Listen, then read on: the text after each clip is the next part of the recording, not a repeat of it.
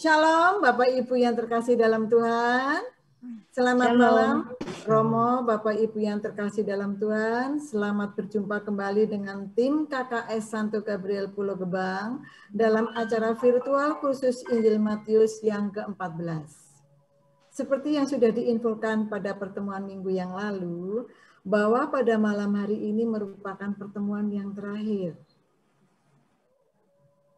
yang sudah mulai berjalan mulai tanggal 24 Agustus tahun yang lalu.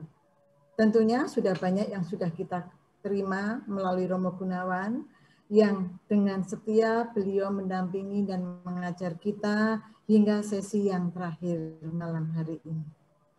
Nah, sesuai dengan info yang sudah di-share melalui WAG malam hari ini, kita akan belajar dari bab 27 sampai 28. Untuk itu, mari saya ajak Bapak Ibu untuk hening sejenak. Kita mohon penyertaan Tuhan agar semuanya berjalan dengan lancar. Kita berdoa ya Bapak Ibu. Dalam nama Bapa dan Putra dan Roh Kudus. Amin. Allah Bapa yang bertahta di dalam surga, kembali kami hadir di dalam hadirat-Mu pada malam hari ini, untuk mengucap syukur atas penyertaan-Mu dari pagi hingga malam ini. Terima kasih juga atas kesehatan yang boleh kami nikmati, sehingga pada malam hari ini kami semua masih Kau izinkan untuk berkumpul secara virtual untuk mengikuti khusus Injil Matius sesi yang terakhir. Bapa, Engkau telah berfirman kepada kami, bahwa barang siapa satu atau dua orang berkumpul atas namaku, maka aku akan hadir di tengah-tengahmu. Oleh karena itu kami percaya Bapa, bahwa pada saat ini pun Engkau hadir di dalam acara ini. Berkatilah Romo Gun yang akan mengajar, agar apa yang akan disampaikan betul-betul berasal dari Engkau. Berkati juga semua peralatan dan jaringan internet yang kami gunakan, agar semuanya bisa berjalan dengan lancar. Berkati juga teman-teman kami yang pada malam hari ini belum bisa tergabung di dalam acara virtual malam ini. Kiranya Engkau akan memberikan kemudahan kepada mereka, sehingga mereka bisa mendengarkan pelajaran yang terakhir ini. Bapa, semua ini kami haturkan kepadamu melalui perantaraan Tuhan kami, Yesus Kristus, Tuhan kami. Amin. Kemuliaan kepada Bapa, Putra, dan Roh Kudus, seperti pada permulaan, sekarang, dan sepanjang segala masa. Amin. Dalam nama Bapa dan Putra, dan Roh Kudus. Amin. Bapak Ibu yang terkasih dalam Tuhan, atas nama KKS kami atas nama tim KKS Santo Gabriel Pulau Gebang, kami mengucapkan banyak terima kasih untuk Bapak Ibu yang sudah memberikan tanda kasih melalui rekening PKDB seperti yang tercantum di dalam flyer yang di depan Bapak Ibu semua. Semoga kebaikan Bapak Ibu yang diberkati dengan berkat yang melimpah dari Tuhan dan juga kesehatan untuk semua anggota keluarga. Dan bagi Bapak Ibu yang merasa terberkati dengan kursus Injil Matius ini, silakan boleh memberikan ungkapan syukur dengan memberikan tanda kasih dan boleh ditransfer melalui rekening 093-303-3349 atas nama PKDB Santo Gabriel. Oke. Selanjutnya, slide berikutnya Pak Lintaka, silakan. Saya hanya akan mengingatkan aja, karena Bapak Ibu semuanya sudah terbiasa kita melalui kursus melalui Zoom ini, jadi saya mohon aja nanti apabila Romo sudah mulai, mohon untuk mic dalam posisi off. Kemudian video boleh on atau off. Peserta wajib menyiapkan kitab suci, mohon disiapkan karena ini kita juga akan belajar dari kitab suci. Tadi sudah saya sebutkan, kita akan buka melalui bab 27 sampai 28. Kemudian nanti akan dibuka juga sesi tanya jawab. Silakan Bapak Ibu gunakan live chat yang ada di bawah.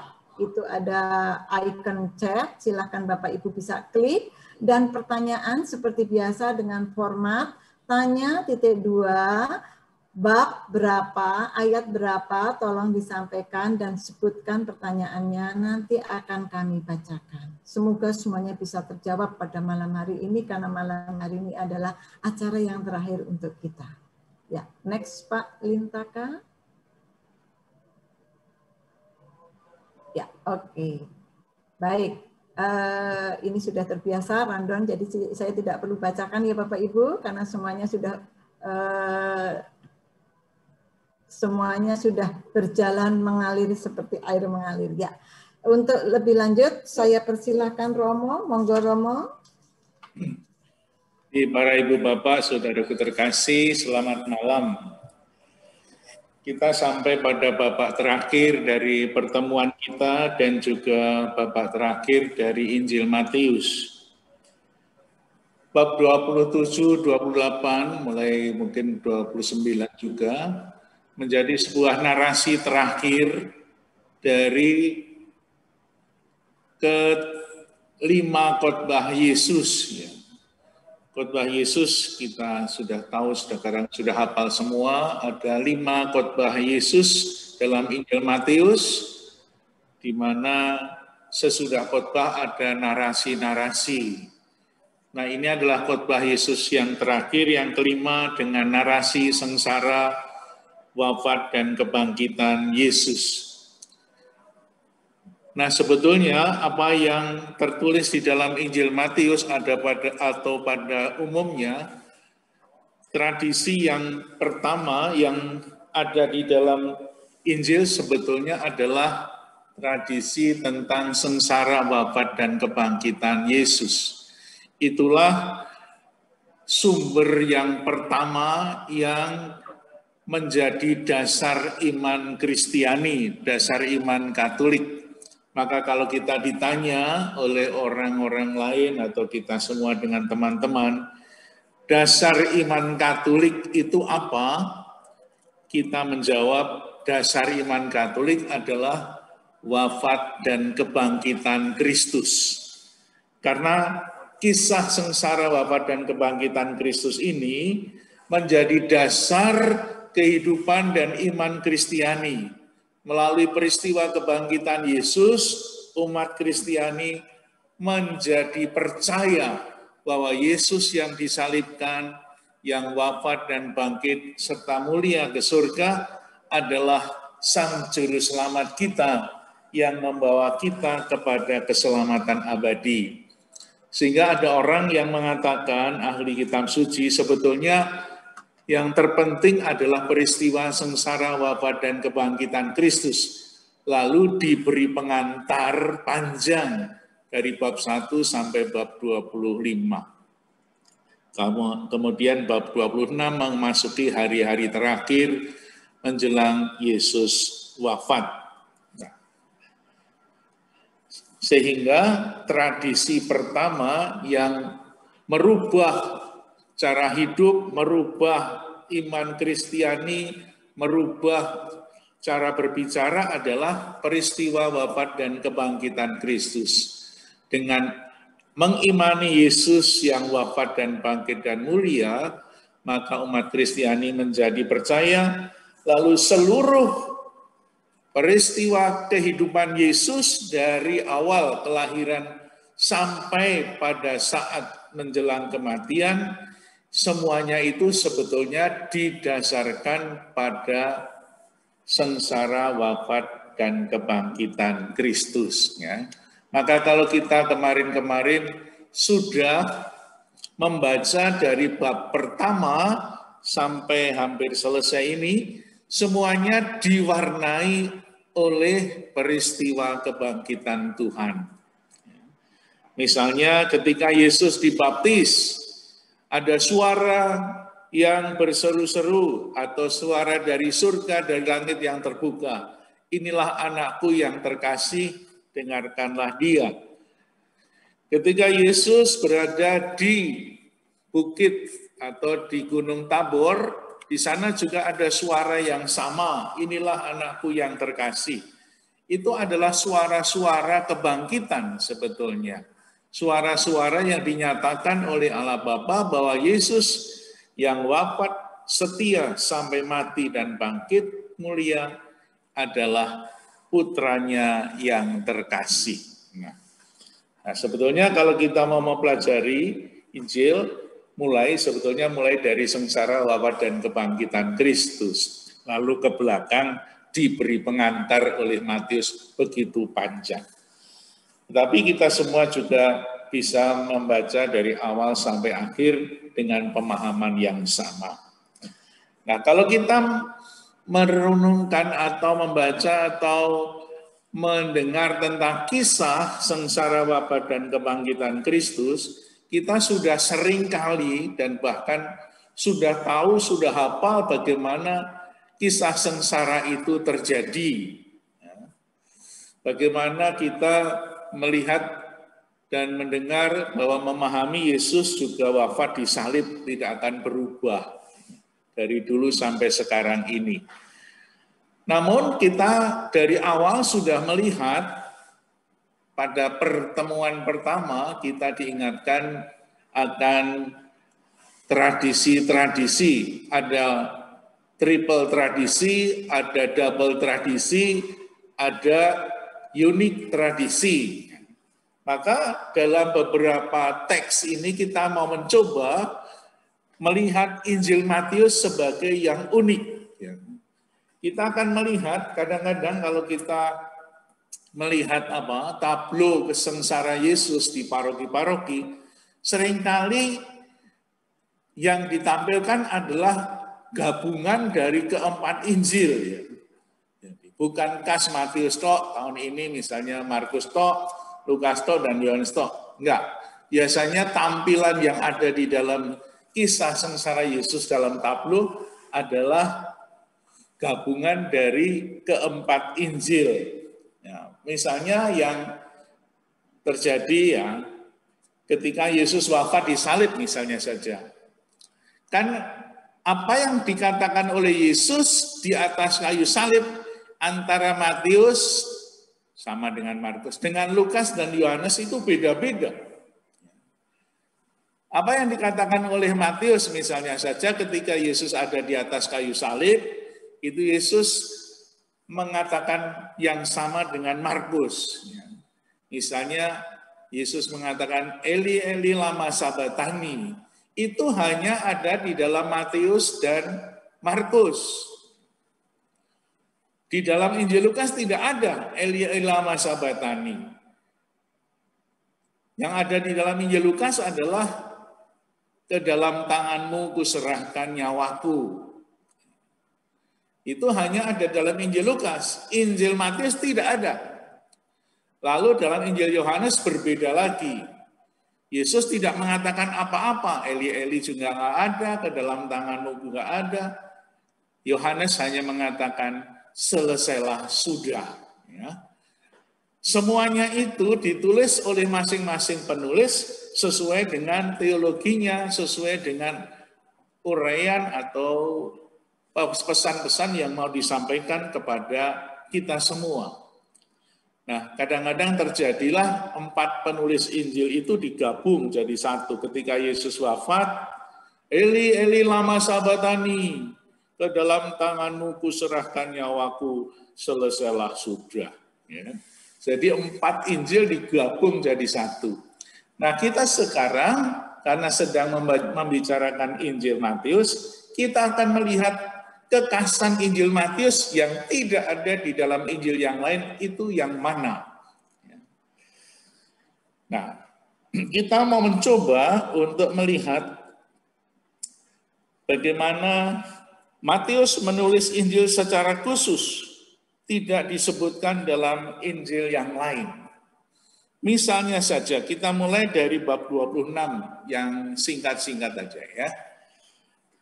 Kita sudah tahu bagaimana Yesus ditangkap, bagaimana Yesus mengadakan perjamuan malam, itu semua ada di sana.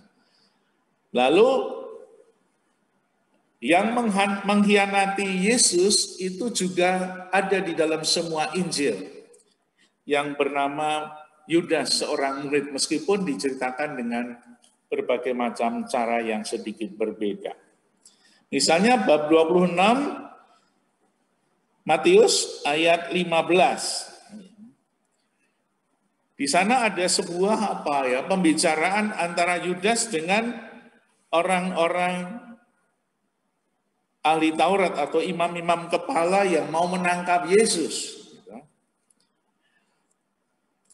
Mulai dari 14. Kemudian pergilah seorang dari ke-12 murid itu yang bernama Yudas Iskariot kepada imam-imam kepala. Ia berkata, apa yang hendak kamu berikan kepadaku supaya aku menyerahkan dia kepada kamu? Itu semua ada di dalam Injil. Namun apa yang ada tertulis di situ, berapa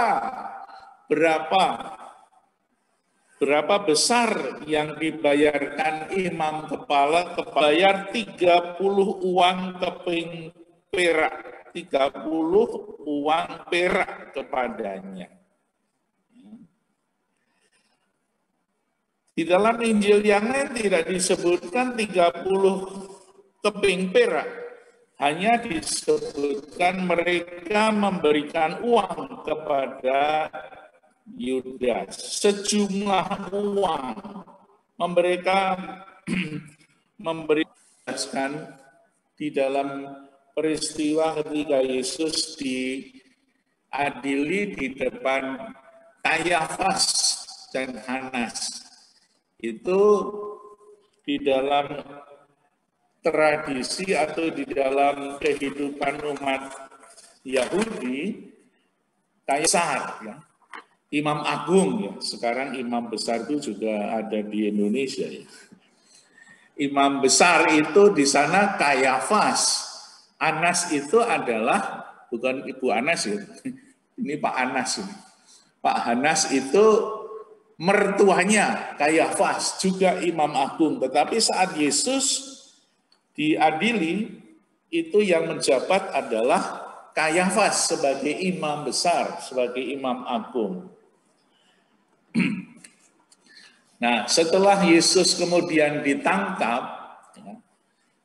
lalu akhirnya dibawa ke tempat Kayafas dan Anas itu. Tetapi sebelum Yesus ditangkap, Yesus berdoa di Taman Getsemani. Taman Getsemani itu apa? Di dalam petanya Pak Paul itu ada, di mana Taman Getsemani, di mana Taman Zaitun, di mana Bukit Sion. Nah, kita melihat bahwa di dalam kompleks Yerusalem itu ada yang disebut Taman Zaitun.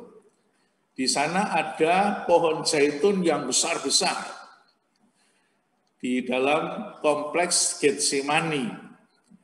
Dalam Getsemani itu Yesus berdoa dalam sakratul mautnya. Apa beda Bukit Zaitun dan Bukit Sion? Bukit Zaitun ada di sebelah Bukit Sion. Kalau Bukit Zaitun itu tempat Yesus berdoa, di mana di sana ada pohon zaitun yang besar-besar. Sampai sekarang masih ada sekitar 6 atau 8 pohon zaitun yang Yesus berdoa pada saat-saat terakhir menjelang kematiannya. Apa yang dikatakan di dalam peristiwa Yesus yang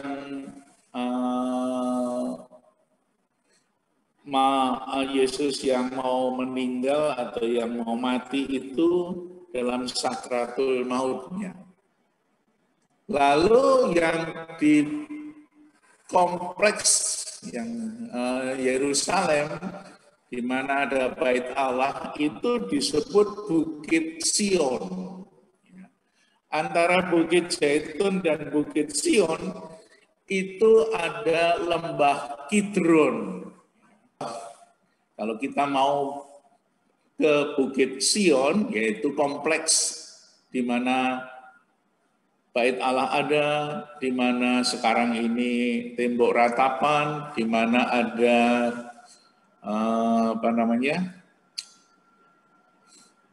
gerejanya Santa Ana, di mana ada Yesus di Golgota dan sekitarnya di situ, di mana juga ada Benteng Antonia, tempat Yesus diadili, lalu ada kolam Bethesda, itu semua ada di Bukit Sion, di Yerusalem.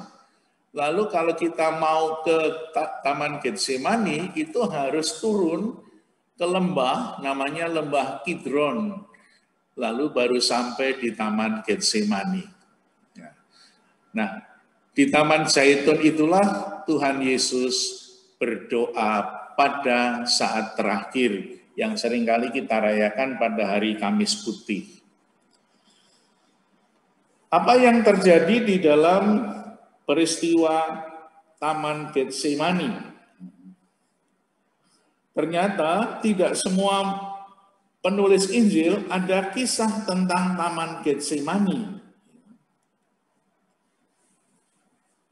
Misalnya saja di dalam Injil Matius dan Markus. Dikatakan sebelum Taman Getsemani diceritakan, Yesus mengatakan apa? Bab 26 ayat 30. Sesudah menyanyikan nyanyian pujian, pergilah Yesus dan murid-muridnya ke Bukit Zaitun. Jadi Taman Getsemani Bukit Zaitun. Kalau bait Allah, Bukit Sion. Maka berkatalah Yesus kepada mereka, malam ini kamu semua akan tergoncang imanmu karena aku. Sebab ada tertulis, aku akan membunuh gembala dan kawanan domba itu akan tercerai-berai. Akan tetapi sesudah aku bangkit, aku akan mendahului kamu ke Galilea. Kemudian Petrus menjawab, biarpun mereka semua tergoncang imannya, karena engkau, aku sekali-kali tidak. Luar biasa, Petrus berani ngomong seperti itu. Padahal Yesus sudah mengingatkan, malam ini kamu akan tergoncang imanmu. Itu dikatakan Yesus ketika Yesus bersama murid-muridnya sedang mengadakan perjamuan malam terakhir. Yesus berkata kepadanya, aku berkata kepadamu, sesungguhnya malam ini sebelum ayam berkokok, engkau telah menyangkal aku 3 kali. Kata Petrus kepadanya, sekalipun aku harus mati bersama engkau, aku tak akan menyangkal engkau. Ya, itu Petrus yang mengatakan. Lalu semua murid yang lain pun berkata demikian juga. Nah, kata-kata semacam ini hanya ada dalam Injil Matius dan Markus. Di dalam Injil Lukas nggak ada. Di dalam Injil Lukas hanya dikatakan bahwa kamu akan menyangkal aku sampai 3 kali. Itu dikatakan dalam semua Injil. Tetapi apa yang terjadi ketika Yesus sudah mulai ditangkap? Sebelum ditangkap di Taman Getsemani, itu hanya ditulis oleh 3 penulis Injil. Injil Yohanes tidak menulis tentang Taman Getsemani. Maka kalau kita mendengar kisah sengsara Yesus pada saat Jumat Agung, itu selalu Jumat Agung dibacakan kisah sengsara menurut Injil Yohanes. Maka di sana tidak ada cerita Getsemani. Karena apa? Karena teologi Yohanes itu berbeda. Injil Matius, Markus, Lukas adalah kemanusiaan Yesus. Injil Yohanes lebih menekankan kealahan Yesus. Maka peristiwa sengsara, wafat, dan kebangkitan Yesus juga di Taman Getsemani, Yohanes tidak menampilkan sengsara Yesus pada saat di Getsemani berpeluh darah, tidak ada di dalam Injil Yohanes. Dan Injil Yohanes juga menampilkan Yesus yang sebetulnya tidak kelihatan penderitaan dan sengsaranya, karena menampilkan kealahan Yesus yang mulia. Nah, Matius menampilkan kemanusiaan Yesus yang berbeda dengan Lukas. Matius dan Markus kurang lebih sama. Matius menampilkan kemanusiaan Yesus yang betul-betul menderita sengsara sebagai manusia. Maka kalau kita mau membaca kesengsaraan Yesus yang luar biasa beratnya, ada dalam Injil Matius dan Markus. Yesus merasa sendirian. Ketika tadi Yesus pada perjamuan malam terakhir, Yesus mengatakan bahwa kamu akan terguncang imanmu. Petrus dan murid-murid yang lain itu juga mengatakan, aku tidak. Tetapi apa yang terjadi ketika Yesus ditangkap? Ternyata yang menyangkal Yesus itu semua murid-muridnya. Tidak ada yang menemani Yesus. Sehingga Markus dan Matius menampilkan Yesus yang sendirian berjuang untuk membela kebenaran, keadilan di dalam pengadilan. Itulah yang terjadi. Ya. Kita lihat bagaimana Yesus menderita sengsara di Taman Getsemani, itu ada di dalam Matius 26 ayat 30.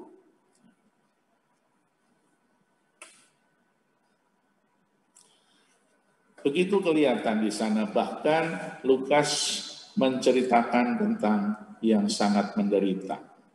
Sampailah Yesus bersama muridnya di suatu tempat yang bernama Getsemani. Itu di Bukit Zaitun. Ya. Sekarang Bukit Zaitun tempat Yesus berdoa itu sudah menjadi sebuah gereja. Batu di mana tempat Yesus berlutut untuk berdoa masih dipelihara, masih diabadikan. Ya, lalu dikasih rantai di depan altar gereja. Lalu ia berkata kepada murid-muridnya, duduklah di sini sementara aku pergi ke sana untuk berdoa. Ya. Dan ia membawa Petrus dan kedua anak Zebedius. Maka mulailah ia merasa sedih dan gentar. Hatiku sangat sedih seperti mau mati rasanya. Tinggallah di sini dan berjaga-jagalah dengan aku. Maka ia maju sedikit, lalu sujud dan berdoa. Pesan ini, tinggallah di sini dan berjaga-jagalah dengan aku. Markus juga mengatakan yang sama. Lalu Yesus berdoa. Maka Kamis Putih malam itu kita mengadakan tuguran ya. Tuguran ini sering dikaitkan dengan sabda Yesus. Tinggallah di sini untuk berjaga dan berdoa. Tapi para murid tidak berdoa, malah tidur ya. Itulah yang terjadi kalau disuruh berdoa, itu malah tidur. Tapi kalau disuruh main game sampai pagi bisa. Apa yang dikatakan oleh Yesus sama 3 kali Yesus mengatakan kalau boleh cawan ini berlalu daripadaku. Itulah yang terjadi. Nah, apa yang kemudian terjadi? Yesus kemudian ditangkap. Yesus kemudian ditangkap oleh para imam kepala dan pasukan-pasukan di situ. Apa yang terjadi ketika Yesus ditangkap? Kita lihat di dalam Matius 26 ayat 51-50. Kita mulai dari 48. Ketika Yudas dengan uang 30 perak itu mencium Yesus. Orang yang menyerahkan dia telah memberitahukan tanda ini kepada mereka. Orang yang akan kucium itulah dia, tangkaplah dia. Jadi ciuman Yudas sama ciuman yang lain itu beda ternyata. Tidak semua ciuman itu tanda cinta rupa-rupanya ya. Ada ciuman tanda pengkhianatan. Itulah ciuman Yudas. Nah, kalau Bapak Ibu dicium hati-hati. Itu ciuman Yudas apa ciuman orang cinta. Dan segera ia maju mendapatkan Yesus, salam Rabi, lalu mencium dia. Tapi Yesus berkata, "Hai teman, untuk itukah engkau datang?" Maka majulah mereka memegang Yesus dan menangkapnya. Kita lihat sekarang ayat 51. Mari kita buka. Tetapi seorang dari mereka yang menyertai Yesus mengulurkan tangannya, menghunus pedangnya dan meletakkannya kepada hamba imam besar sehingga putus telinganya. Di sana tidak ada namanya ya yang menghunus pedang itu ya. Kita baru tahu dari Injil yang lain. Injil Markus juga tidak mengatakan itu Petrus. Juga Injil Lukas. Yang mengatakan Petrus barulah Yohanes. Lalu Simon Petrus yang membawa pedang menghunus pedang itu.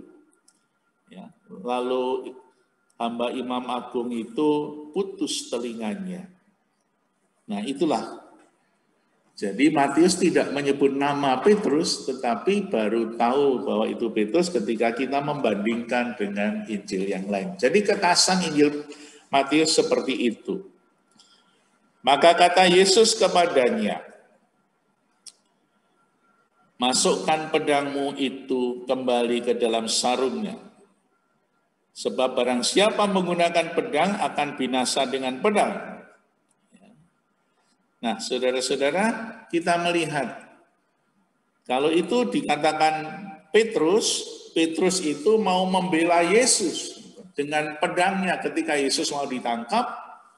Petrus menghunus pedangnya kemudian mengayunkannya, kenalah pada kepala atau kuping dari hamba imam agung. Petrus mengatakan, "Ngapain kamu menghunus pedang? Apakah kamu merasa lebih hebat dari saya?" Yesus tidak perlu dibela, Tuhan tidak perlu dibela. Yang harus dibela adalah kita-kita, dibela oleh Tuhan.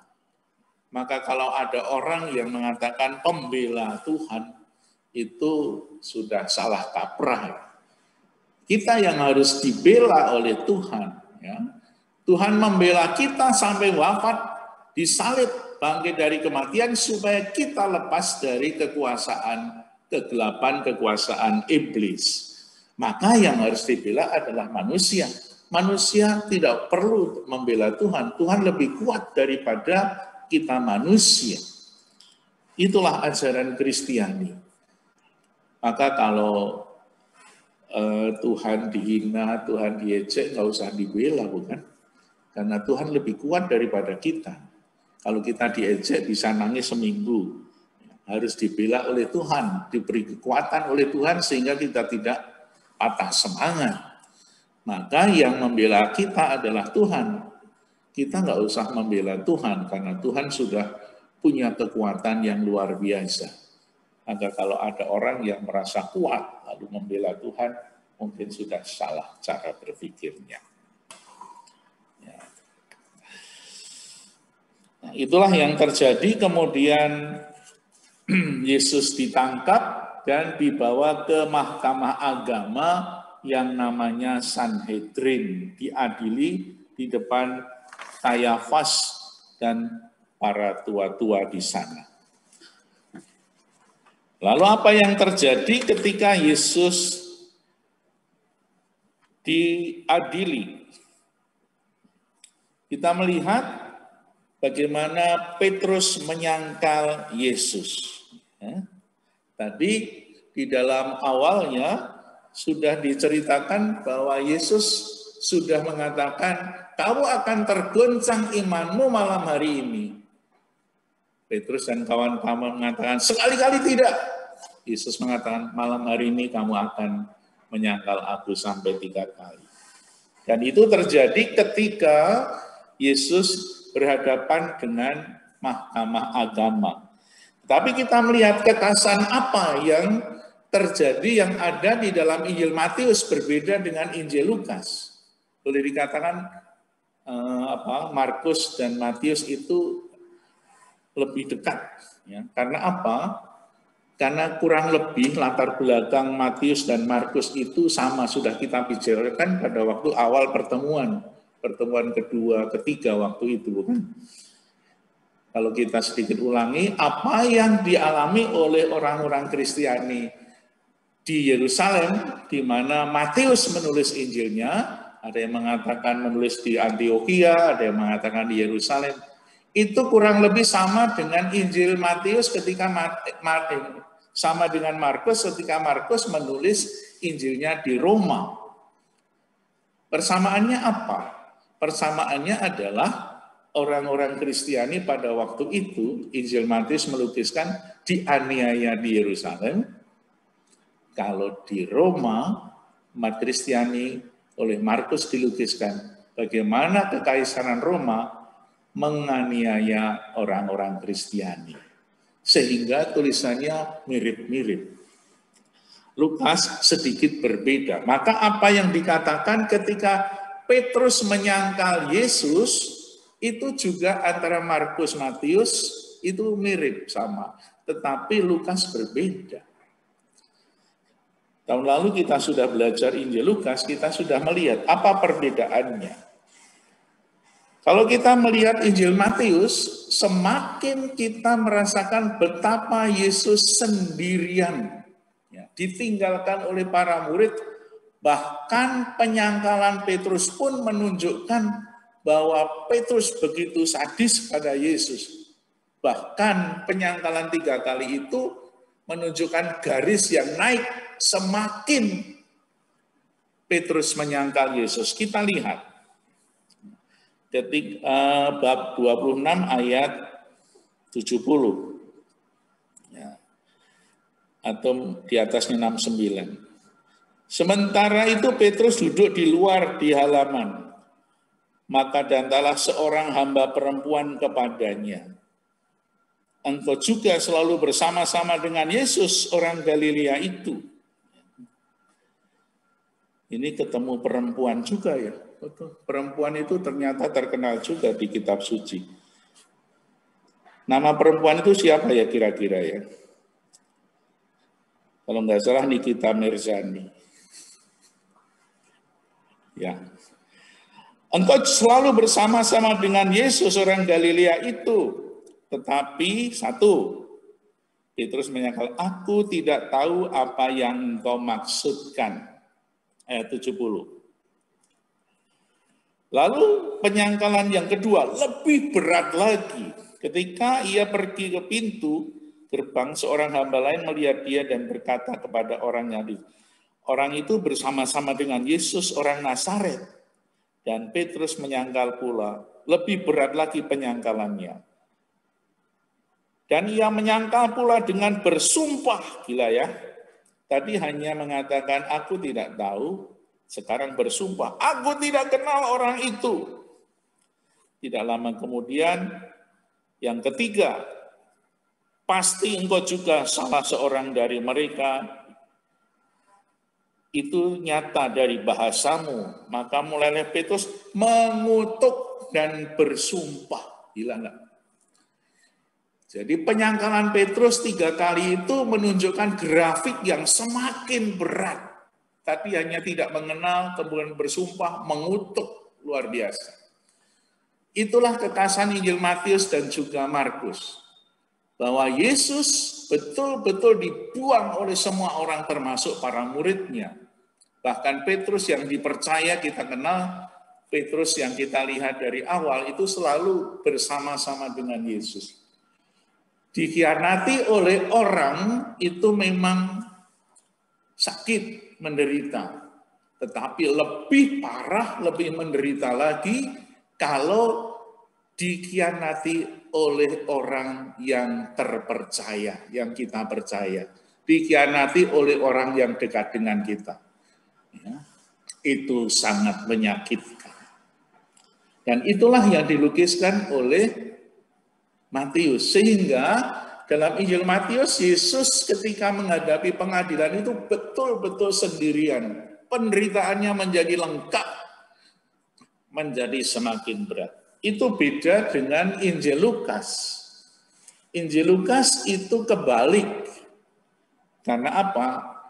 Lukas ingin menampilkan Yesus yang berbelas kasih kepada orang yang berdosa. Maka penyangkalan Petrus kepada Yesus itu grafiknya menurun. Kalau Matius naik, Lukas menurun. Kita lihat. Penyangkalan pertama, aku tidak kenal dia. Penyangkalan kedua, bukan, aku tidak. Penyangkalan ketiga oleh Lukas dikatakan di sana, bukan aku tidak tahu apa yang kau katakan. Ya.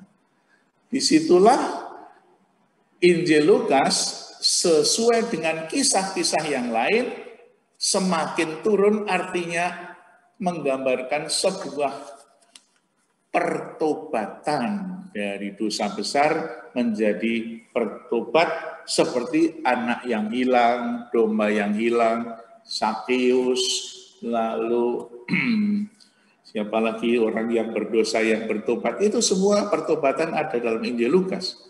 Tetapi dalam Injil Matius begitu keras, luar biasa, sehingga Petrus ketika ingat, tadi sore Tuhan Yesus sudah ngomong, aku akan menyangkal, tapi kok betul-betul terjadi ya, saya nggak sadar. Bahkan sangat menyedihkan. Lalu Petrus menangis dengan terseduh-seduh ketika ayamnya berkokok. Ia keluar dan menangis. Jadi kalau di dalam Injil Matius, yang mengingatkan Petrus menyangkal 3 kali adalah ayam berkokok. Tapi dalam Injil Lukas bukan ayam berkokok, tetapi dikatakan apa yang di sana? Mata Yesus. Mata Yesus ketemu dengan mata Petrus. Pertemuan 4 mata. Dikatakan di sana, lalu berpalinglah Tuhan memandang Petrus. Itu dalam Injil Lukas. Satu yang sangat indah sekali. Bahwa yang membuat manusia bertobat itu bukan ayam, tetapi pandangan Yesus. Maka dari situ ada kekasan Yesus, kekasan Matius yang kelihatan Yesus seorang diri. Apa yang dikatakan kemudian ketika Yesus berhadapan dengan Pilatus? Selanjutnya setelah dihadiri di Sanhedrin, kemudian dikirim kepada Pilatus. Diserahkan kepada Pilatus. Di sana kemudian kisah tentang Yudas itu diteruskan hanya oleh Matius, tidak ada di dalam Injil yang lain. Matius 27 ayat 3 sampai 10. Pada waktu itu Yesus yang menyerahkan dia. Pada waktu itu Yudas yang menyerahkan dia melihat bahwa Yesus telah dijatuhi hukuman mati. Menyesalah Yudas. Lalu Yudas mengembalikan uang 30 perak itu kepada imam-imam kepala dan tua-tua. Ini hanya Matius yang bercerita. Lalu ia berkata, aku telah berdosa karena menyerahkan darah orang yang tidak bersalah. Tapi jawab orang tua-tua itu, apa urusanmu dengan ini? Kita masih ingat kata-kata apa urusanmu, bukan? Apa urusanmu? Itu di dalam Injil ada 5 kali itu. Di Markus 2, Matius 1 kali, bab 8, lalu Lukas 2 kali. Apa urusanmu? Kita ingat siapa itu? Orang yang kerasukan setan. Bahasa setan itu apa urusanmu? Itu kalau kita sedikit melihat. Lalu ini orang tua-tua dan para ahli Taurat mengatakan, apa urusanmu? Nah, jangan-jangan dia sedang kerasukan setan, tidak bisa berpikir secara jernih. Sehingga dia mengatakan, apa urusan kami dengan itu? Itu urusanmu sendiri. Lalu Yudas melemparkan uang perak itu ke dalam bait Allah dan berkata, lalu pergi dan di situ menggantung diri. Ya. Apakah betul menggantung diri? Karena dalam Kisah Rasul diceritakan yang lain sampai ususnya merodol-merodol gitu. Yang jelas mau dikatakan mengerikan dan Yudas mati. Ya. Nanti kalau Bapak Ibu mau membaca Kisah Rasul itu juga Kisah Rasul bab 1 ayat 18-19 diceritakan bagaimana Yudas itu matinya seperti apa, dilukiskan lebih serem lagi. Kalau kita lihat sebentar Kisah Rasul bab 1. Nah, ya. Kematian Yudas lebih serem di situ.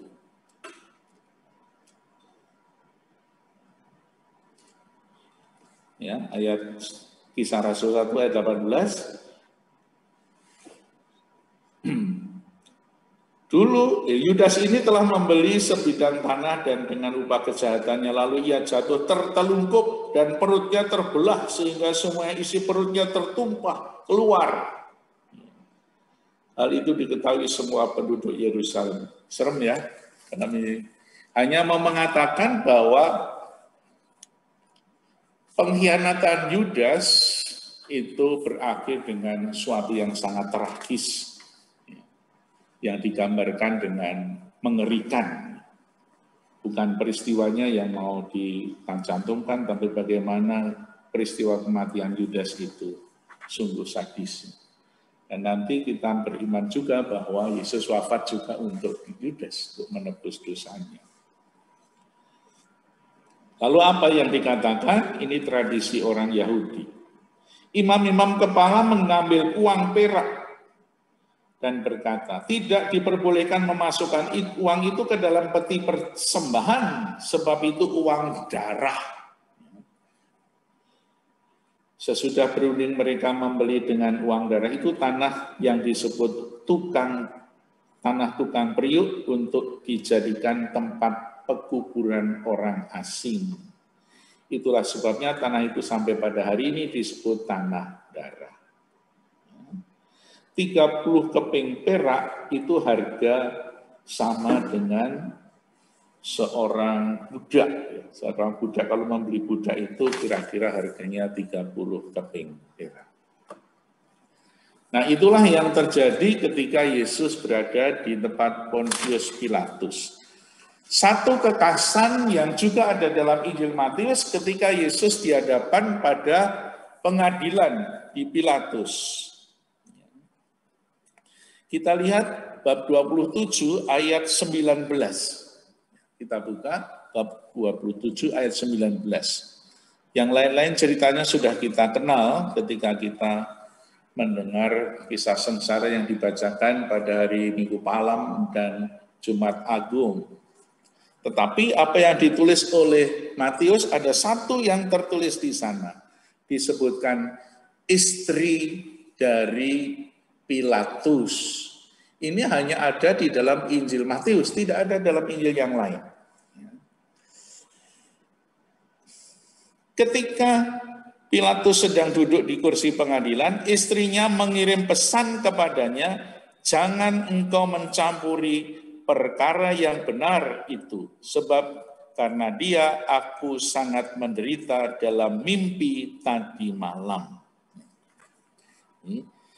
Satu ayat ini tidak ada di dalam Injil-Injil yang lain. Dikeluarkannya istri dari Pilatus yang mengingatkan Pilatus, kamu nggak usah ikut perkara orang ini. Tadi malam aku menderita dalam sebuah mimpi. Ya, kita ingat bab 1 silsilah Yesus, di sana ada 4 perempuan ya, yang dicantumkan dalam silsilah yang panjang itu.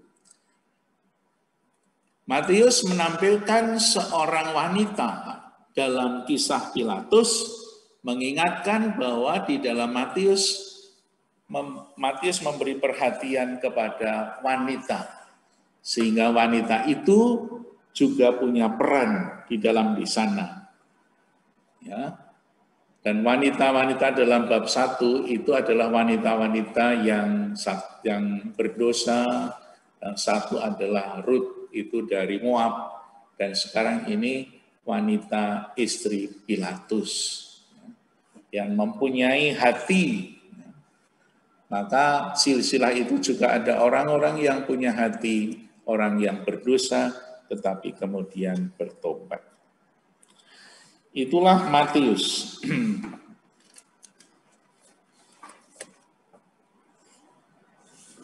Lalu kisah tentang Pilatus yang cuci tangan, itu juga hanya ada dalam Injil Matius. Kita lihat Matius 27 ayat 24. 27 ayat 24. Karena apa? Di dalam Injil yang lain, 3 Injil yang lain nggak ada. Ketika Pilatus melihat bahwa segala usaha akan sia-sia, malah sudah mulai timbul kekacauan, ia mengambil air dan membasuh tangannya di hadapan orang banyak dan berkata, "Aku tidak bersalah terhadap darah orang ini. Itu urusan kamu sendiri." Dan seluruh rakyat itu menjawab, "Biarlah darahnya ditanggungkan atas kami dan atas anak-anak kami." Ya, itulah yang ditulis oleh Matius. Pilatus menempatkan diri sebagai seorang seorang pimpinan atau seorang utusan dari Roma yang menjadi wali negeri di situ. Dia harus taat atas aturan-aturan yang dibuat oleh Kekaisaran Roma, bahwa orang itu boleh dihukum mati kalau betul-betul ditemukan dalam pengadilan sebuah kesalahan yang pantas untuk dihukum mati. Di dalam Injil Yohanes kita melihat Nikodemus yang hanya ada dalam Injil Yohanes. Nanti ketika Yesus wafat di kayu salib, yang meminta kepada Pilatus untuk menurunkan jenazah Yesus itu Yusuf dari Arimatea. Lalu yang mengapa nih? Lalu di dalam Injil Yohanes ada Nikodemus yang waktu itu dalam bab 7 dikatakan Nikodemus membela Yesus ketika Yesus mau dihukum atau itu dibela oleh Pilatus, oleh Nikodemus. Ya. Nikodemus mengatakan, bagaimana mungkin kamu mau membunuh, menghukum orang tanpa pengadilan? Muncullah Nikodemus dalam bab 3, bab 7, dan bab 19. Namun itu hanya dalam Injil Yohanes. Yang Yohanes mengatakan 2 orang, Yosef dari Arimatea dan Nikodemus, tapi dalam Injil Matius tidak dicantumkan seorang yang bernama Nikodemus. Maka Pilatus mau membedakan, ini urusan kamu, ini bukan urusan Kaisar Roma, ini bukan urusan tentang hukuman mati. Karena tidak ada kesalahan, sehingga ini bukan urusan saya, urusan kamu sendiri, silahkan. Ya. Orang Yahudi menghendaki Yesus dihukum mati, tetapi menurut Pilatus yang menjadi wali negeri atau gubernur yang dikirim dari Roma, Yesus ini tidak pantas dihukum mati. Maka kalau mau menghukum mati itu bukan urusan saya. Itulah yang dikatakan oleh Matius. Maka disuruh terjadi persoalan yang dihadapi oleh orang Yahudi. Persoalan yang dihadapinya atau dihadapi Yesus adalah persoalan agama. Yesus menista agama Yahudi dengan cerita-cerita yang sudah kita pelajari dari awal. Kelihatan mulai pertentangan antara orang Farisi, Saduki, para imam kepala dengan Yesus. Nah, maka menurut hukum Yahudi, memang Yesus harus dihukum mati. Tetapi cara menghukum mati itu bukan cara salib. Karena apa? Israel tidak ada hukum salib. Hukum salib itu hanya ada di Roma. Maka dalam teks lain dikatakan Pilatus kemudian menyerahkan kepada orang-orang Yahudi untuk disalibkan. Itulah yang terjadi. Nah, kekhasan apalagi yang ada di dalam Injil Matius? Waktu Pilatus mengadili kan juga sudah dikatakan, Matius mengatakan, aku tidak bersalah terhadap darah orang ini, itu urusan kamu sendiri. Itu meneruskan yang tadi. Lalu Yesus disalibkan sampai di puncak Gunung Golgota. Dalam Injil Matius dikatakan siapa yang mengolok-olok Yesus. Salah satu ciri khas orang yang disalib adalah diolok-olok. Dalam Injil Matius 27 ayat 39 dan seterusnya, di sana ada tiga kelompok orang yang mengolok-olok Yesus. Ayat 39 dikatakan di sana, kelompok pertama yang mengolok-olok Yesus. 1, ayat 39, orang-orang yang lewat di sana menghujat dia dan sambil menggelengkan kepala, mereka berkata, "Hei engkau yang mau merobohkan bait suci dan mau membangunnya kembali dalam 3 hari, selamatkanlah dirimu jikalau engkau anak Allah, turunlah dari salib." Karena Yesus itu disalibkan di Golgota, itu dekat kota. Maka orang-orang banyak yang lewat di situ dan mengolok-olok Yesus. Kita melihat, kita bisa merenungkan ya, menganalisis orang yang lewat itu siapa. Kalau kita misalnya berdiri di depan rumah ada orang lewat, misalnya kita jualan bakso atau jualan apa, oh bakso ini enak sekali loh, kata orang. Ya. Jadi orang lewat itu kan tidak tahu persis sebetulnya apa yang terjadi. Orang lewat itu hanya dengar-dengar. Tetapi yang sebetulnya tidak tahu apa-apa, itu pun ikut mengadili, ikut mengolok-olok Yesus. Dan ini yang seringkali juga terjadi pada zaman sekarang ini. Orang lewat hanya tahu sedikit tetapi merasa tahu banyak. Sehingga ikut-ikut mengolok-olok Yesus. Ikut menyebarkan berita hoax-hoax meskipun tidak tahu sebetulnya yang benar yang mana. Bahkan dia mengutip kata-kata Yesus mau merobohkan bait Allah. Itu kelompok yang pertama, orang yang sok tahu, sebetulnya tidak tahu tetapi sok tahu.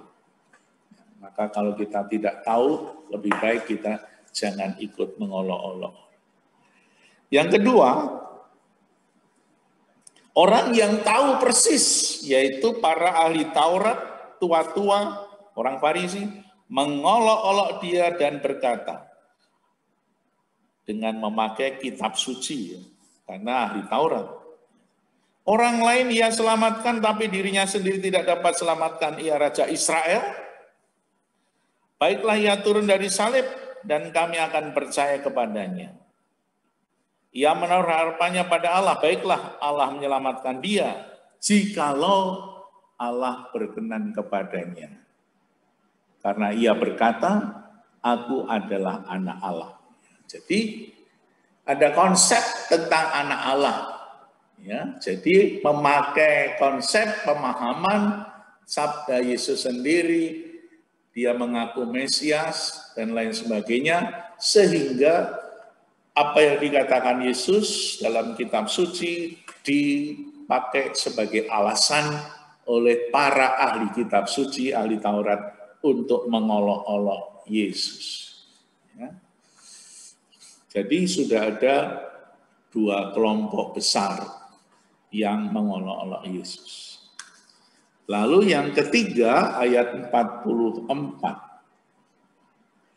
Bahkan penyamun-penyamun yang disalibkan bersama-sama dengan dia mencelanya demikian juga. Itu sama dengan Markus, beda dengan Lukas. Jadi kalau Injil Matius mau menampilkan Yesus yang betul-betul menderita, sendirian berjuang di depan pengadilan, tak ada teman, tak ada murid-muridnya. Yesus betul-betul menderita sendirian. Tetapi dalam Injil Lukas berbeda. Yang mengolok-olok Yesus itu hanya satu penyamun. Yang satunya bertobat. Itu teologi yang berbeda. Itulah kekasan dari Injil Matius. Sehingga Injil Matius mau menampilkan seperti Markus, Yesus yang betul-betul menderita. Lalu tadi dikatakan, apa yang dikatakan oleh Yesus di atas kayu salib ketika Yesus wafat. Matius dan Markus yang mempunyai latar belakang yang sama, bagaimana orang-orang Kristiani dianiaya. Matius menggambarkan di Yerusalem dan sekitarnya, orang Kristiani dianiaya. Markus yang menulis di Roma, di sana ada orang Kristiani yang dianiaya oleh para kaisar. Sehingga yang diambil oleh Markus dan Matius sebagai ungkapan kesendirian Yesus adalah Mazmur 22 ayat 2. Kalau kita baca ini Mazmur 22 ayat 2, di sana ada kata yang sama. Allahku ya Allahku, mengapa engkau meninggalkan daku? Ya. Yesus sendirian, merasa ditinggalkan oleh Allah. Nah, kata-kata Yesus itu ternyata sudah ada di dalam Mazmur 22 ayat 2. Mazmur itu kapan ditulis? Mazmur ditulis ratusan tahun sebelum Yesus lahir. Sudah ada kata semacam itu. Itu dalam Mazmur 22 ayat 2 dikatakan di sana, Allahku ya Allahku, mengapa engkau meninggalkan daku? Lalu oleh Matius dan Markus, Mazmur itu diambil apa yang dirasakan orang-orang pada waktu zaman pemazmur, rasa-rasanya cocok kalau ditulis, dikatakan oleh Yesus di dalam peristiwa penyalibannya. Lalu mau dikatakan apa sebetulnya dengan kata-kata itu? Apakah Yesus yang menderita sengsara itu yang berbicara? Rupa-rupanya disitulah Matius dan Markus, nanti juga di dalam Paulus mau dikembangkan sebuah teologi solidaritas. Apa itu? Nah, kalau kita kembali kepada Mazmur yang ditulis ratusan tahun sebelum Yesus lahir, rasa-rasanya pada waktu Mazmur ditulis, Mazmur kan menjadi ungkapan dari apa yang terjadi, apa yang dirasakan, apa yang waktu itu umat merasakan, bahwa pada saat Mazmur ditulis sudah ada orang yang merasakan betapa berat beban hidup ini, seolah-olah dirasakan Tuhan itu meninggalkan dia. Pemazmur menulis, Allahku ya Allahku, mengapa engkau meninggalkan daku? Apa itu ditinggalkan? Mungkin saya mau melukiskan secara sederhana saja.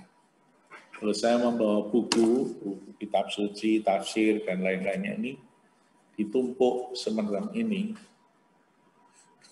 Kita bayangkan saja bahwa tumpuan ini adalah tumpuan manusia-manusia. Yang paling di atas adalah orang yang suci, tidak ada dosa. Yang di bawahnya ini juga sudah mulai punya dosa sedikit. Kadang-kadang mengejek orang lain, kadang-kadang menghina, memfitnah. Di bawahnya lagi dosanya lebih berat, korupsi, nyolong duit suami atau gimana. Yang bawahnya dosanya lebih besar lagi, dosanya lebih besar lagi. Yang paling bawah di sini adalah orang yang dosanya sudah seabrek-abrek. Ya. Siapa yang berteriak, Allahku ya Allahku, mengapa Engkau meninggalkan aku? Tuhan ada di atas sana, ini orang yang paling bawah. Begitu jauh dengan Tuhan. Kalau orang yang di sini orang suci, ya kalau mati langsung masuk surga. Ya. Ini yang paling atas, yang paling suci itu yang ikut kursus Injil Matius. Langsung suci masuk surga. Ini yang dosa sedikit. Ini orang yang paling bawah ini adalah orang yang dosanya sudah tak terampuni. Sehingga yang teriak di sini adalah orang-orang yang berdosa. Allahku ya Allahku, mengapa Engkau meninggalkan aku? Ini yang paling bawah. Nah, kalau Yesus sendiri mengatakan Allahku ya Allahku, mengapa Engkau meninggalkan aku? Artinya Yesus masuk dalam dunia orang itu, menemani.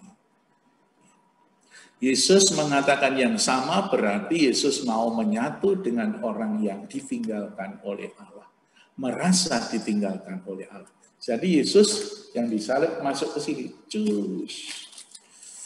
Nah, ketika Yesus dibangkitkan dari kematian, Yesus dari bawah mengangkat semua orang untuk diselamatkan. Itulah arti dari Eloi, Eloi lama sabatani. Jadi yang berteriak itu adalah manusia. Dan Yesus solider, empati dengan orang yang tidak merasa diselamatkan, lalu Yesuslah dengan cintanya menebus dosa-dosa kita. Satu lagi, apa yang terjadi? Ayat 51. Dan lihatlah tabir bait suci terbelah menjadi dua dari atas sampai ke bawah.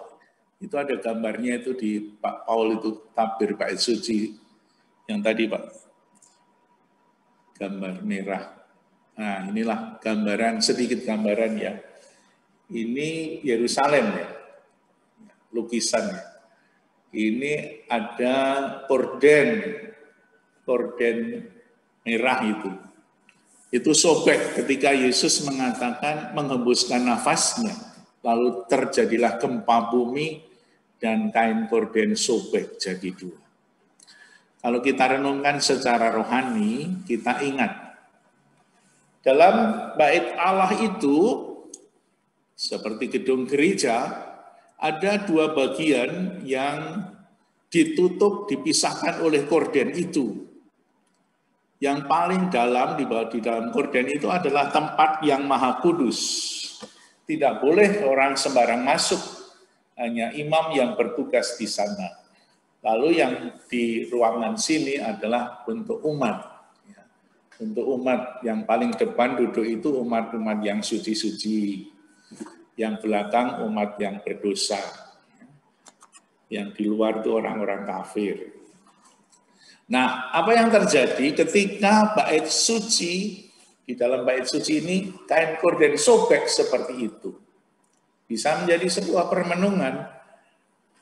Dalam bait Allah itu menjadi sebuah gambaran antara tempat suci dan tempat manusia itu terpisah.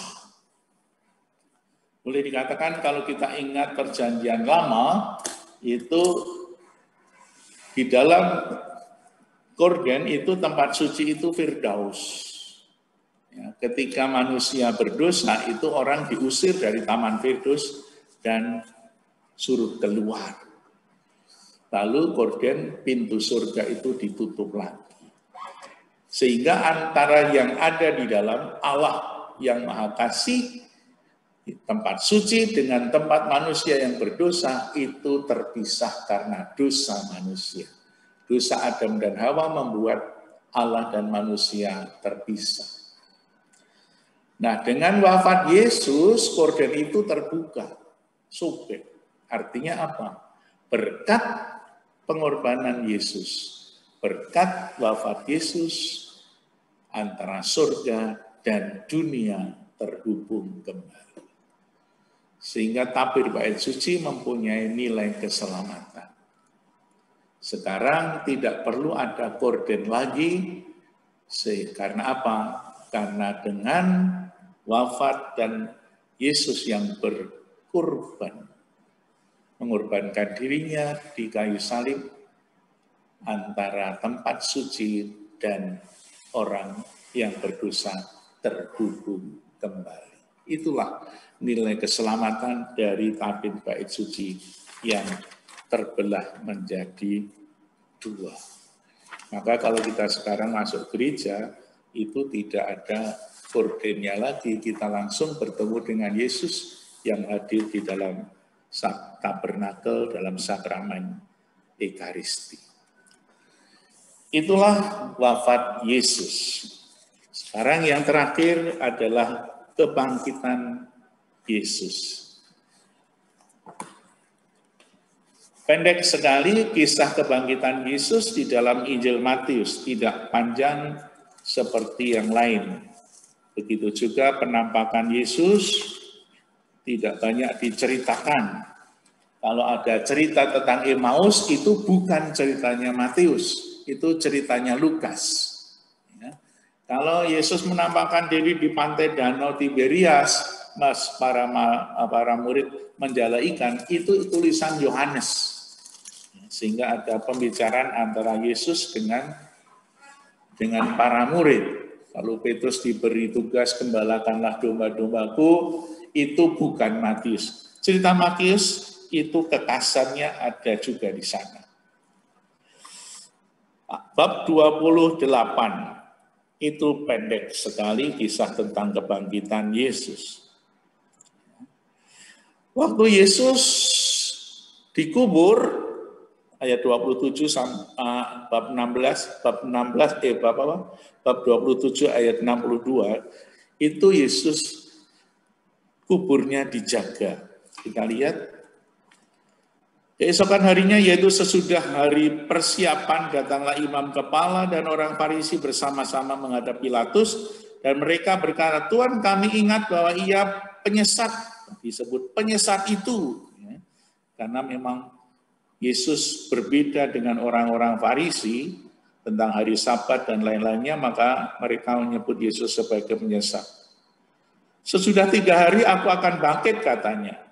Maka kemudian kuburnya dijaga. Lalu Yesus bangkit, bab 28. Maria Magdalena dan Maria yang lain yang disebutkan di situ. Penjaga-penjaga kemudian gentar. Maka terjadilah gempa bumi. Tadi pada waktu Yesus wafat ada gempa bumi, sekarang ada gempa bumi juga. Untuk menunjukkan suatu peristiwa yang besar. Seorang malaikat turun dari langit dan datang ke batu itu dan menggulingkannya lalu duduk di atasnya. Wajahnya bagaikan kilat dan pakaiannya putih bagaikan salju. Penjaga itu gentar ketakutan dan menjadi seperti orang mati. Akan tetapi malaikat itu berkata, janganlah kamu takut sebab aku tahu kamu mencari Yesus yang disalibkan itu. Ia tidak ada di sini sebab ia telah bangkit sama seperti dikatakan pada waktu itu. Mari lihatlah tempat ia berbaring, tidak ada lagi ia dibaringkan. Ia telah bangkit dari antara orang mati dan mendahului kamu ke Galilea. Kembali ke utara lagi, ke Galilea disebut. Sesungguhnya ia telah mengatakan kepadamu. Lalu mereka segera pergi dari kubur dengan takut, dengan sukacita yang besar. dan berlari cepat-cepat untuk memberitahukan kepada murid-murid Yesus.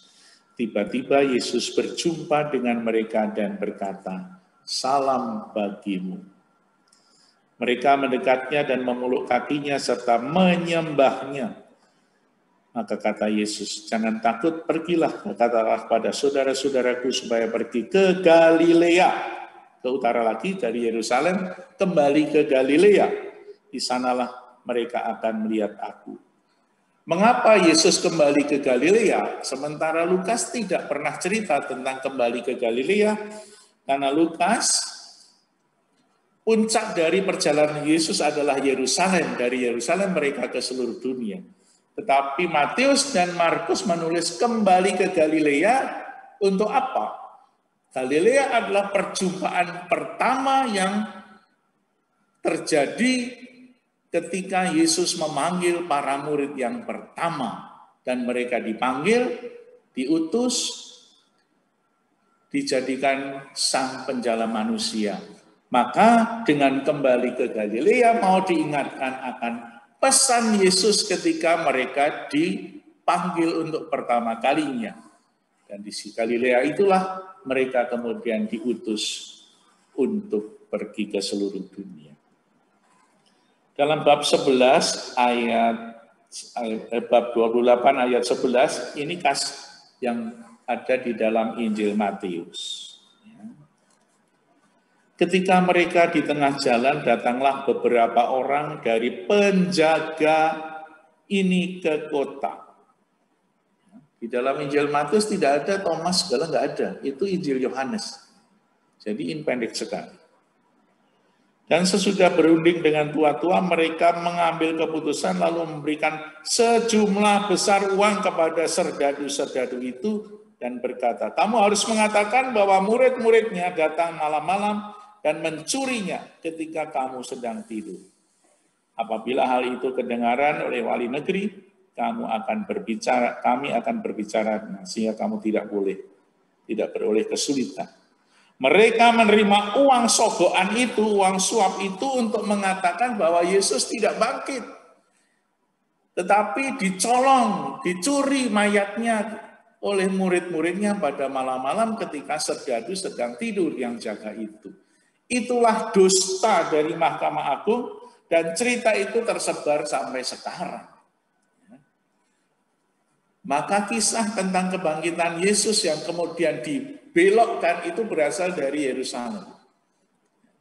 Ternyata dari dulu sudah ada orang yang nyogok-nyogok, nyuap-nyuap supaya memutarbalikkan berita yang sebenarnya menjadi berita hoax. Itulah yang terjadi, sehingga cerita tentang Yesus yang tidak bangkit itu, cerita bahwa Yesus dicuri mayatnya oleh para murid, itu sampai sekarang masih ada. Ya, itulah penipuan yang terjadi, hoax yang terjadi. Ya, ternyata uang dari dulu sampai sekarang itu bisa mencelakakan orang. Yudas 30 keping perak hancur karena uang. Berita tentang kebangkitan dibelokkan juga karena uang. Sekarang ini juga orang ditangkap OTT juga karena uang. Orang karena ingin berusaha menguasai negara juga karena uang. Jadi seolah-olah sila pertama Pancasila itu sekarang berubah. Keuangan yang maha kuasa. Sadis ya. Itulah Yesus dan akhirnya apa yang menjadi bingkai Injil Matius muncul kembali di akhir Injil Matius. Perintah untuk memberitakan Injil. Ada 4 perintah yang dikatakan di dalam Injil terakhir ketika Yesus mau naik ke surga. Dan ke-11 murid itu berangkat ke Galilea, ke bukit yang telah ditunjukkan Yesus kepada mereka. Ketika mereka melihat Yesus, mereka menyembahnya, tapi beberapa orang ragu-ragu. Mungkin ini gambaran dari gereja sekarang juga. Ada orang yang menyembah begitu yakin dan percaya. Tapi juga sekarang ini ada orang yang masih ragu-ragu. Inilah gambaran gereja sekarang. Ada yang mantap, ada yang masih ragu-ragu. Imannya masih belum mantap. Maka kita mau belajar supaya semakin mantap. Lalu perintahnya apa? Kepadamu telah diberikan segala kuasa dari surga dan bumi. Karena itu, satu, pergilah, jadikanlah semua bangsa muridku, dan baptislah mereka dalam nama Bapa dan Putra dan Roh Kudus. 3, ajarlah mereka melakukan segala sesuatu yang telah kuperintahkan kepadamu. Lalu seluruh Injil Matius dibingkai dengan Dominus vobiscum. Aku akan menyertai kamu senantiasa sampai akhir zaman. Maka kata penutup ini menjadi bingkai yang terakhir. Kita tahu bingkai yang pertama ada di dalam Matius bab 1 ayat 23, yaitu Immanuel, Allah beserta kita. Maka Matius mau mengatakan kepada kita semua, saudara-saudara, bahwa di dalam seluruh perjalanan hidup kita, Injil Matius, Tuhan beserta kita, Dominus vobiscum, ada di paling atas itu. Ya. Masih kemudian ditambah yang kita ingat, Matius 18 ayat 20, di mana 2-3 orang berkumpul dalam namaku, aku bersama. Itulah Injil Matius, aku menyertai kamu senantiasa sampai akhir zaman. Sehingga Matius mau mengajak kita semua, kapanpun dan dimanapun juga, kondisi apapun yang terjadi yang kita alami, tantangan cobaan yang ada dalam hidup kita, jangan takut, aku menyertai kamu senantiasa sampai akhir zaman. Immanuel, Tuhan beserta kita, sekarang dan selama-lamanya. Amin. Matur nuwun perhatiannya untuk 14 pertemuan sampai selesai ini. Terima kasih untuk semuanya yang mengikuti dengan tekun. Mohon maaf untuk segala dosa dan kesalahan saya selama 14 pertemuan. Semoga Bapak Ibu berkenan memberikan pengampunan. Terima kasih. Salam damai Kristus. Amin. Ini ada pengumuman dari Bu Selvi selaku Ketua KKS Santo Gabriel. Silakan Bu Selvi. Baik, terima kasih Bu Regina. Selamat malam teman-teman semua dan Romo. Ada sedikit informasi yang harus saya share di sini ya. Pertama, terima kasih atas keikutsertaan teman-teman semua di kesetiaan di 14 sesi yang telah kita lakukan ya. Informasinya bahwa peserta selama 14 sesi ini itu berkisar kehadirannya itu di antara 150 sampai 160 peserta. Di average, di rata-rata di sekitar itu. Jadi cukup banyak peminat. Puji Tuhan, kesetiaannya masih terjaga walaupun sudah 3 bulan lebih ya, 3 bulan lebih ya. Semoga ini menjawab kerinduan kita semua atas ilmu atau wawasan tentang Tuhan Yesus yang bisa kita imani sama-sama ya. Kemudian yang berikutnya adalah pengumuman link untuk e-certificate akan kita share di grup WA. Jadi nanti kita teman-teman tinggal klik link itu, kemudian mencari namanya masing-masing, ya. Kemudian download. Nah, silahkan mau di print atau di save dalam bentuk soft copy juga tergantung kita masing-masing membutuhkannya seperti apa, ya. Kemudian materi untuk sesi pertama dan keempat sampai dengan 14 akan kita share juga di lewat WA group. Tapi materinya karena banyak sekali, jadi kita akan share filenya dalam setiap sesi. Jadi tidak digabung, dikompil dari sesi 1 sampai 14, tapi masing-masing sesi. Jadi sesi 1 sendiri, sesi 2 sendiri. Jadi tinggal teman-teman mendownload mana yang perlu bagi teman-teman sendiri. Kalau yang sudah lengkap, atau yang bagi yang mungkin sesi keberapa tidak hadir bisa download dari sesi yang itu saja. Silakan teman-teman memanfaatkan itu dengan baik. Kemudian dan kami sebagai tim KKS Santo Gabriel berencana, tapi membutuhkan juga doa-doa dari teman-teman semua. Semoga juga semuanya lancar. Tahun depan kita berencana untuk mengadakan kursus Injil naik setingkat lagi. Injil yang lebih sulit lagi daripada sinoptik. Injil Yohanes tahun depan 2021. Ya, kita kalau tidak ada halangan ya mungkin kita lewat Zoom, lewat online seperti ini. Ya, toh kita bisa jalan dengan ini, kita bisa lakukan juga dengan ini dengan baik. Nih, doa kita mohon doa-doa dari teman-teman supaya semuanya persiapan bisa lancar dan waktunya juga kita siap dan teman-teman di panitia juga siap melakukannya dengan semangat seperti tahun ini. Oke? Terima kasih atas informasi yang bisa saya berikan pada hari ini, pada malam ini. Terima kasih atas teman-teman dengan partisipasinya selama ini. Semoga Tuhan memberkati. Saya serahkan ke Pak Heru untuk menutup kursus kita yang terakhir ini. Silakan Pak Heru. Terima kasih Bu Selvi. Mungkin sedikit, Selamat malam. Romo, monggo. Pasti Injil Matius yang kita pelajari bersama itu masih terbuka untuk sebuah pengajaran yang lebih dalam lagi. Jadi ini boleh dikatakan sebagai awal dari untuk pendalaman selanjutnya.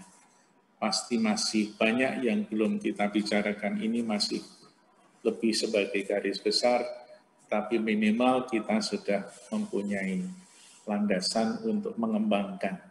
Sehingga kalau kita membaca sendiri, kita bisa mencari konteksnya yang kita pelajari. Dengan demikian kita bisa mengerti lebih baik tentang Injil Matius dan ayat-ayat yang ada di dalamnya. Masih bisa kembang. Mungkin nanti kalau ada kursus Injil Matius dari paroki lain atau dari romo lain, siapa tahu lebih mendalam lagi. Terima kasih.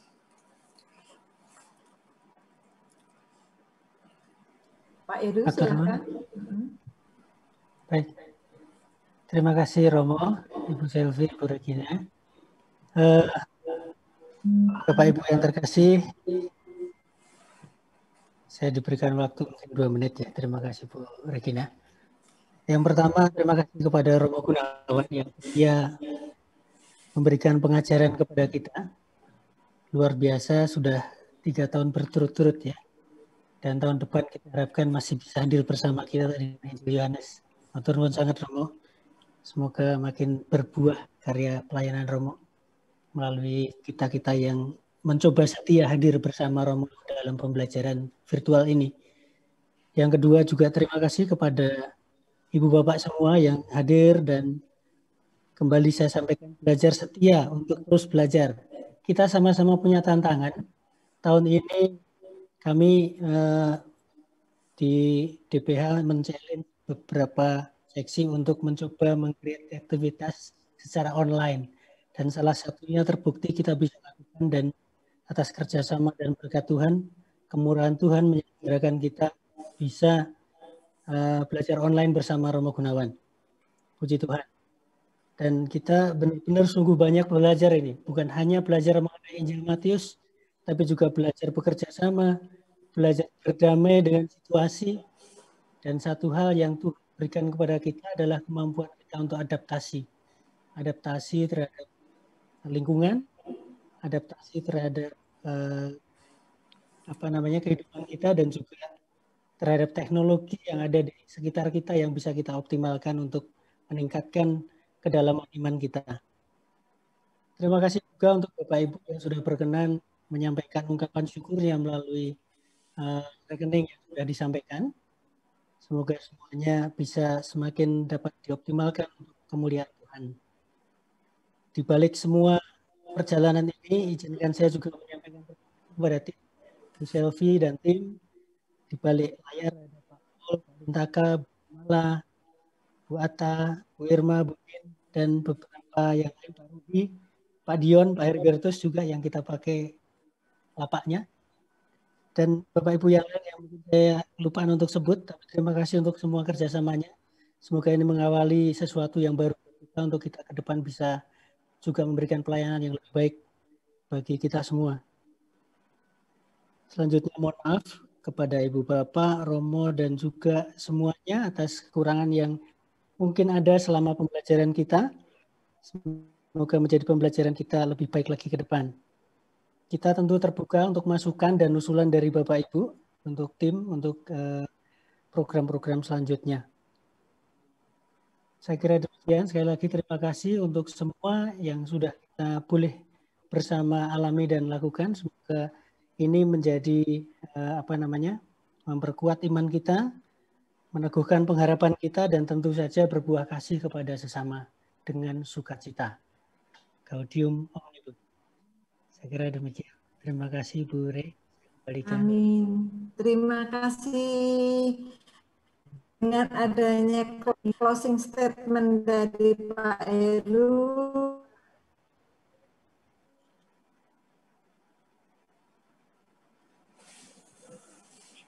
mati Bu, suaranya mati. Kok suaranya? Dengan ini malam ini kita tutup dan terima kasih atas kebersamaan. Halo. Suaranya putus-putus Bu Regina. Saya sudah on loh. Jaringannya Saya sudah on. Pak Heru dilanjutkan, silakan Pak Heru. Langsung ditutup aja. Baik Ibu Bapak, Romo, tutup pertemuan kita. Mari kita berdoa bersama.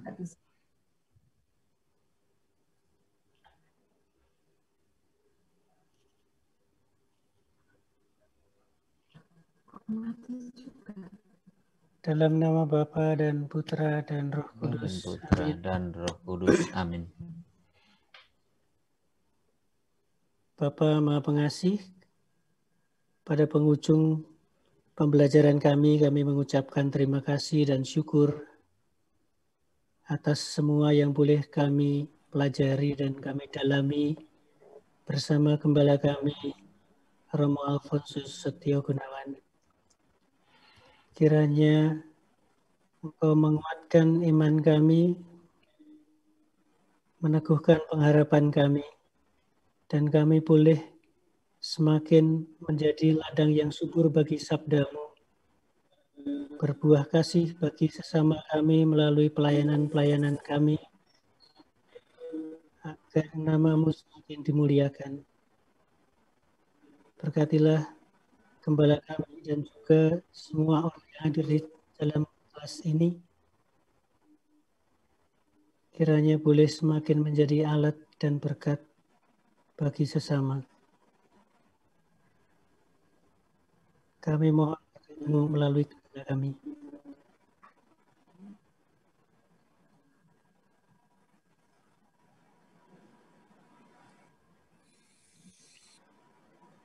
Semua Bapa dan Putra dan Roh Kudus. Amin. Amin. Terima kasih Romo. Terima kasih Romo. Turun Romo. Jumpa tahun depan. Terima kasih. Terima kasih Romo. Terima kasih. Terima kasih Regina. Selamat istirahat.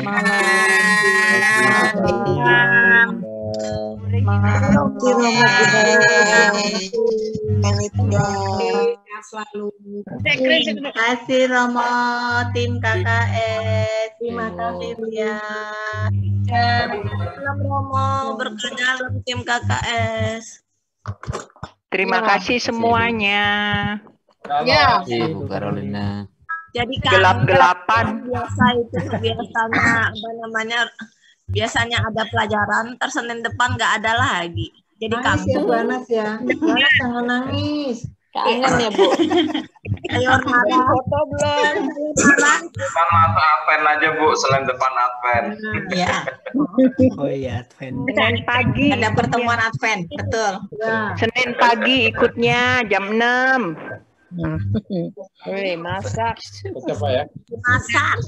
Oh, Papa. Boleh ya. Buat saya. Makasih Bu Selvi dan tim, Pak Heru, Bu Regina, Pak Terima kasih, Mbak Fran. Terima kasih Pak Pran. Terima kasih. Thank you very much. Dan selamat malam semuanya gelap-gelapan. Terima kasih Pak Paul. Terima kasih Pak Sandy, Bu Sandy. Terima kasih. Terima kasih Bu Re.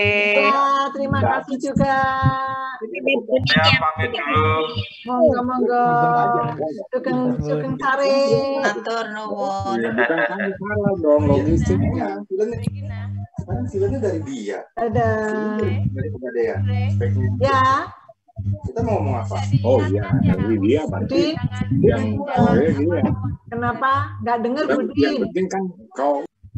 Tadi tidak diingatkan jangan keluar dari grup dulu supaya menunggu link-link yang harus diikuti gitu ya. Oh, minggu kemarin sudah diinfokan sama Bu Selvi tidak keluar dari WAG dulu. Sampai ke 14. Sudah. Nanti diingatkan aja di WAG. Nanti di WAG di info aja. Kita minta waktu 7 hari ke depan untuk jangan leave dari grup WA supaya nanti informasinya sampai semua. Iya. Oke, siap. Nanti admin dari masing-masing grup. Iya. Kasih Budin. Oke, Sugeng dalu ya. Budin. Terima kasih semuanya.